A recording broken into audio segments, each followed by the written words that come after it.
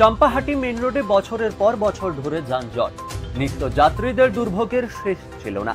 ফুটপাত দখল করে গজিয়ে ওঠা দোকানপাট আর বেআইনি পার্কিং এর কারণে জেরবার হতেন এলাকার লোকজন। অবশেষে দীর্ঘ টালবাহানার পর নড়ে চড়ে বসে প্রশাসন।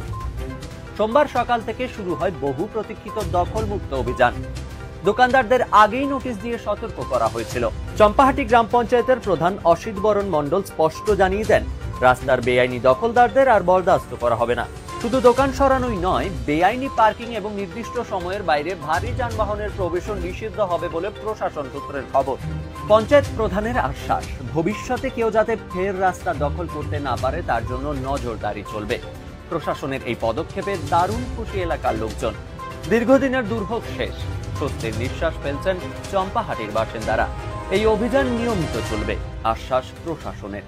অবশেষে চম্পাহাটি পেল দখলমুক্ত রাস্তা।